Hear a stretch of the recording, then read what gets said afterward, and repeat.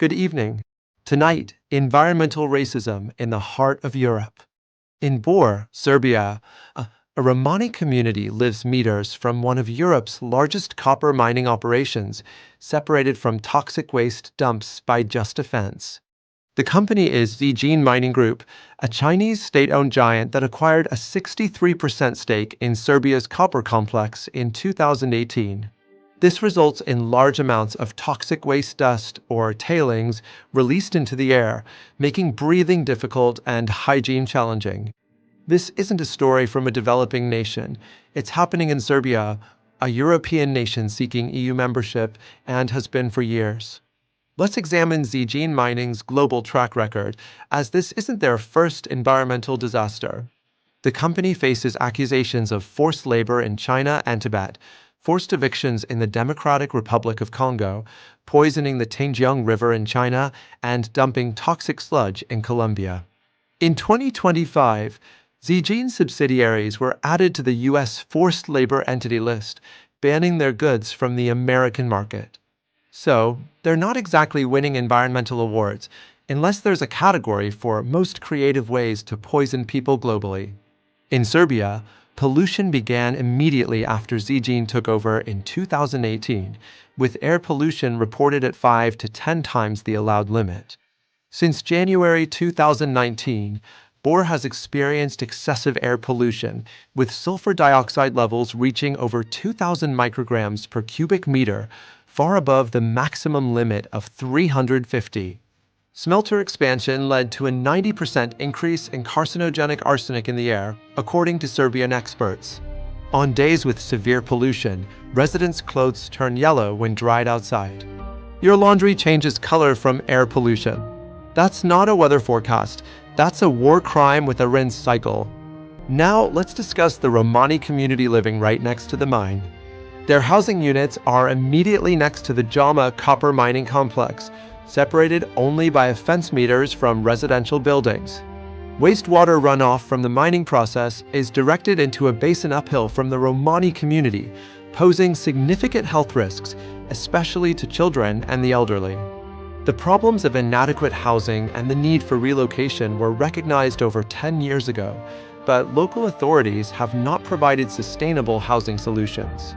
To this day, local authorities have not taken steps to provide sustainable housing solutions. Housing insecurity worsened with Zijin Mining's ownership transfer of collective housing buildings.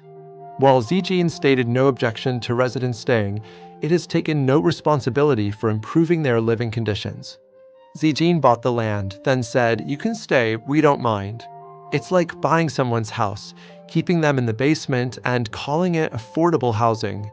Buildings on Hrdorova Street were removed from the housing registry and urban planning documents in the 1990s, deemed structurally unsafe. Since 2018, residents have been unable to register their residence at Hrdorova Street, preventing them from obtaining personal documents. These people exist, but officially they don't. They're living ghosts in a toxic wasteland. UN special rapporteurs wrote to the Serbian government and Zijin Mining in August 2025 regarding environmental contamination and human rights violations. They noted the Vlach linguistic minority, but made no mention of the Romani community living virtually on top of the mine. Even the UN forgot them. The Romani community is so marginalized, they're invisible to human rights watchdogs. That's institutional amnesia with environmental racism. Has Serbia done anything? Technically, yes. Effectively? No. In April 2021, Serbian authorities suspended construction work at the Jama mine after the company failed to comply with environmental standards. In April 2022, after protests, Serbian authorities halted Zijin's operations, citing environmental pollution. These attempts did not satisfy protesting citizens and are regarded as temporary solutions, not addressing the fundamental problem of operations. A Chinese-run copper and gold mine in Bor has operated for over 2 years after its waste management permit expired in December 2022, and Zijin continues operating without it. So they're running a massive copper mine without a valid waste management permit. That's not regulatory oversight, that's regulatory performance art. This isn't just about one community. Since Zijin took over in 2018, the lives of citizens in at least 5 villages have been upended. In Krivolj village, women protested day and night since January 2024, blocking trucks and halting production. A company study found Krivolj's river polluted with heavy metals and increased lead, arsenic, and cadmium in the soil. Ground shaking from blasting, heavy vehicles, and machinery causes considerable dust and noise pollution, affecting residential buildings and a school. Seismic vibrations from blasting measure M1.5-1.9 magnitude, literally earthquake-level disruptions. Zijin acknowledged inherited problems from 2018 and claims to have invested over $100 million to reduce environmental impact. A Zijin spokesperson said it's unfair to expect them to solve century-old problems in just 5 years. Fair point. It is unfair to expect them to solve century-old problems in 5 years. What's not unfair? Expecting them not to make problems worse, not to dump toxic waste near children, not to operate without permits, and not to leave a community breathing carcinogenic dust. That's not asking for miracles. That's asking for basic human decency. This story matters far beyond Serbia. The energy sector produces 75.7% of worldwide greenhouse gas emissions, with manufacturing and construction accounting for 12.7%. Copper is essential for the green energy transition. Wind turbines, solar panels, and electric vehicles all require massive amounts of copper. So, we have a paradox. Minerals needed to fight climate change are extracted in ways that destroy communities and poison the environment.